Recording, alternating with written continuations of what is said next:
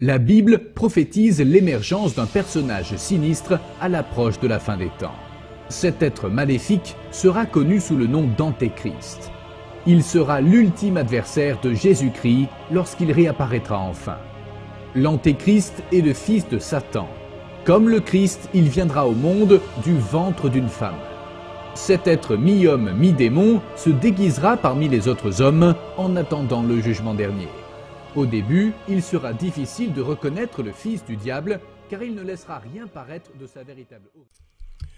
Les entités sataniques que sont les adeptes rémanents de l'Ancien Testament, qui sont là pour détruire l'humanité ou maintenir l'humanité en esclavage, n'ont eu de cesse que de, on va dire, occulter l'apparition des enfants du futur, des, pour moi, cerveaux vibratoires quantiques, c'est-à-dire cette entité hors de l'espace-temps qui nous conduit vers notre devenir divin. Quand le Christ est arrivé sur Terre, donc cette entité ultra-terrestre, le Christ n'était évidemment pas de notre monde, le Christ était celte quand il est arrivé, donc il a été massacré. Nous en payons encore le prix au bout de 2000 ans, puisque ce message que je m'évertue à décoder, le véritable message du Christ, et j'espère que le livre sortira un jour, nous permet de voir que tout le décodage de son message peut être décodé dans le système vibratoire quantique, ne serait-ce que par l'angle des H2O, donc des temporaux, qui est celui de la croix, ses bras sur la croix, etc., etc., la lance du Longinus dans le foie, etc., etc. Donc cela fait 2000 ans que ça dure, et la circoncision étant ce fake news biblique qui anéantit complètement le système de pulsation et de mécanisme du cerveau vibratoire quantique. Donc nous en sommes là. Depuis le début, j'ai toujours été fasciné par les enfants, leur beauté, etc. Bon, ce n'est pas du tout pédophile, évidemment, c'est un peu comme un italien, les bambini. Et quand j'ai découvert le système vibratoire quantique et puis le mécanisme de l'information astrobiotique, c'est-à-dire la position des planètes qui montre que ces personnes, alors notamment les enfants, ont plus d'énergie que d'autres qui les amènent à cette bascule, enfin à ce CVQ activé. Donc je me suis aperçu que ces enfants-là, effectivement, avaient un plus, avaient quelque chose de plus, en analysant leur thème. Donc j'ai appelé ça les enfants lumière, parce qu'ils captent plus la lumière, le CVQ marche sur la lumière. Donc ces enfants-là ne doivent pas naître pour ces entités sataniques. Donc la première contrainte a été la naissance chimique, c'est-à-dire la naissance médicalisée, que j'ai dénoncée dans un bouquin pour une naissance biotique, qui a fait long feu. Les mères passent en naissance chimique avec les jambes écartées, l'arrachement de la tête, les péridurales qui créent un lardon. Vous voyez, des fois, je m'énerve un peu. Votre enfant est né drogué, puisqu'on lui injecte des produits opiacés. Les grandes lumières dans les yeux qui rendent tous les enfants myopes. Regardez, maintenant, tous les enfants sont à lunettes. Voilà, tout cet ensemble vraiment redoutable. Et bien entendu, à cela, c'est à ajouter les 11, on va dire les 11 vax, les 11 malédictions. Donc là, maintenant, ces enfants-là sont complètement éradiqués. Ils sont donc tous dans le matérialisme, dans la 2D, dans la tablette vidéo, dans l'angoisse, puisque lorsque vous n'avez pas votre CVQ activé, vous ne vous projetez pas dans l'espace-temps, vous n'avez pas confiance dans le futur, vous n'avez pas confiance en Dieu, puisque c'est une connexion directe à Dieu, c'est une interface de Dieu. Ce mécanisme-là est donc complètement éradiqué et on peut bien entendu le remettre en route, mais normalement ça aurait dû se faire automatiquement ou naturellement sur ces enfants. Alors pourquoi ces enfants ? Eh bien parce que les entités ultraterrestres bienveillantes que l'on peut assister à Dieu ont refusé évidemment de voir leur messager, le Christ, massacré comme il l'a été. Donc ils ont eu l'idée de répartir les réincarnations divines en micro-réincarnations, un peu comme Internet. Vous savez qu'Internet a été créé en cas de guerre ou guerre nucléaire, pour pouvoir continuer des réseaux souterrains, des réseaux pour pouvoir continuer à communiquer avec des petits ordinateurs. Eh bien, on a des micro-incarnations d'entités divines, d'entités christiques dans tous ces enfants-là. Maintenant, au niveau de l'antéchrist, le mécanisme a été le même, puisqu'on pense, on nous fait croire qu'il y a un antéchrist unique. Bon, on pourrait penser à Macron, on pourrait penser, mais non. En fait, le mécanisme de l'antéchrist s'est réparti en micro-antéchrist. Et ça a été, bien entendu, cette pandémie vaccinale qui a injecté le mal dans pratiquement toute la population mondiale par le graphène. C'est-à-dire que le mal ayant été injecté à tout le monde, au fond, alors on le voit dans les globules rouges, on le voit dans les organes lorsqu'on les nettoie, toutes les particules de graphène ou toutes les toxines qui ressortent dans le sang et qu'on voit au microscope, eh bien l'ensemble de la population mondiale est devenu un micro-antéchrist. C'est-à-dire chacun porte en lui un petit bout du mal. Mais comme il est dit effectivement que l'antéchrist sera avec une figure divine, enfin on pourra se tromper, mais regardez ce qui se passe actuellement avec la télévision, la télé-réalité, les réseaux sociaux. Toutes les personnes, alors bon, je parle particulièrement un peu les filles avec leur bouche en cul de poisson, enfin, vous voyez, tout le monde essaie d'avoir la plus belle image possible pour séduire l'autre. Mais si vous essayez de séduire l'autre, comme l'antéchrist est réputé séduire la population, si vous séduisez l'autre avec le mal au fond de vous, vous dispersez le mal, vous le dispatchez.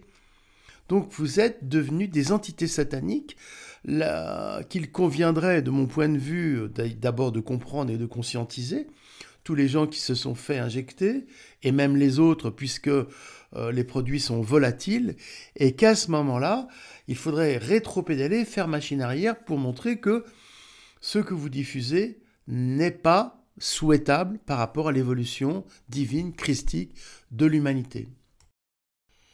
Donc pour moi, il est capital de se soustraire à cette emprise, on va dire, satanique, antéchristique, avec, bien entendu, un retour à la cohérence quantique du sang, c'est-à-dire un sang chevaleresque, qui permet à la fois d'être sur la bonne voie au niveau de son évolution, mais surtout d'être étanche au mal, voire de combattre le mal pour arriver à la lumière.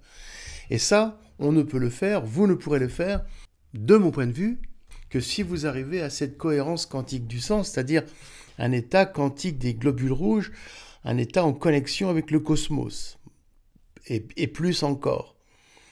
Sinon, vous pensez faire quelque chose de juste, mais en fait, vous n'êtes qu'une marionnette des forces noires qui sont rentrées en vous biologiquement par les injections, par le graphène, et plus encore, puisque nous sommes avec une modification de l'ADN que l'on va retrouver dans le mécanisme des temporaux H2O. Voilà mon point de vue sur l'évolution à venir. La Bible prophétise l'émergence d'un personnage sinistre à l'approche de la fin des temps. Cet être maléfique sera connu sous le nom d'Antéchrist. Il sera l'ultime adversaire de Jésus-Christ lorsqu'il réapparaîtra enfin. L'Antéchrist est le fils de Satan. Comme le Christ, il viendra au monde du ventre d'une femme. Cet être mi-homme, mi-démon se déguisera parmi les autres hommes en attendant le jugement dernier. Au début, il sera difficile de reconnaître le fils du diable car il ne laissera rien paraître de sa véritable origine et encore moins de ses intentions. Sa force sera d'autant plus grande que les hommes croiront moins au pouvoir de Satan. Alors que Dieu dit dans l'Exode « Je suis celui qui est », l'Antéchrist prétend « Je suis celui qui n'est pas ». Chercher l'Antéchrist parmi les hommes sur la base de signes de méchanceté sera une recherche infructueuse. Le fils de Satan peut accomplir les plus grands actes de bienveillance, mais seulement pour dissimuler son but ultime, ruiner l'œuvre du Créateur. L'Antéchrist utilise son influence pour convaincre les hommes qu'il n'y a pas de royaume de Dieu et que le seul monde est celui dans lequel nous vivons. En niant l'existence du ciel, il convaincra les hommes sans véritable foi dans le Créateur que l'enfer n'existe pas non plus. Ainsi, les hommes, ne craignant pas l'enfer, deviendront une cible facile pour les tentations du diable. L'Antéchrist deviendra plus fort et plus influent à l'approche du jugement dernier. Il deviendra un personnage public important et ses paroles rassembleront des millions d'âmes dans les rangs de Satan. Le fils de Satan proclamera le droit à la liberté absolue, car en niant le ciel et l'enfer, il niera aussi l'idée du bien et du mal, rendant tout permis. Toutes les valeurs prônées par la Bible seront désavouées comme des dogmes d'une Église corrompue, rendant impossible l'épanouissement de l'homme en l'enchaînant. L'Antéchrist aura des qualités remarquables. Il sera un génie intellectuel, doté d'une grande capacité oratoire. Son talent politique lui donnera une envergure remarquable. Une nouvelle religion naîtra sous la direction de l'Antéchrist. Ce nouveau credo niera que Jésus est le Messie prophétisé. Elle affirmera qu'il est le seul et véritable Messie. L'adversaire du Christ aura le pouvoir de régner sur toutes les nations et d'établir une religion mondiale. Certains affirment que l'influence du diable atteindra même le trône de Saint-Pierre à Rome. L'Église sera utilisée pour tenter d'écraser la vraie foi. Comme des loups déguisés en agneaux, ils déformeront les paroles du Seigneur pour éloigner les hommes de Dieu. L'Antéchrist utilisera des ruses déguisées en vrais miracles pour prendre la place du Christ. Il marquera les gens du chiffre de la bête, 666. Lorsque le fils de la perdition aura atteint l'apogée de sa puissance et que beaucoup se seront pliés à sa volonté, Jésus reviendra enfin pour sauver les âmes de ceux qui n'auront pas succombé à la tentation de Satan. Et ce sera le début de la fin des temps. Le titre d'Antéchrist a déjà été appliqué à plusieurs personnages historiques, tels que Néron, Napoléon et Hitler. Mais Luther, l'un des chefs de file de la réforme protestante, indigné par l'orientation de l'Église catholique, a affirmé que le pape travaille contre le Christ, ce qui fait de lui un antéchrist. Cette affirmation est encore soutenue par certains adeptes des doctrines protestantes qui croient que l'antéchrist sera l'un des successeurs de Saint Pierre. Le terme d'antéchrist est devenu courant et désigne tous ceux qui nient la divinité de Jésus, comme les athées, les juifs, les musulmans, etc. Mais selon la tradition, le véritable antéchrist apparaîtra là où on l'attend le moins. Lorsque sa véritable identité sera révélée, il sera bien trop tard.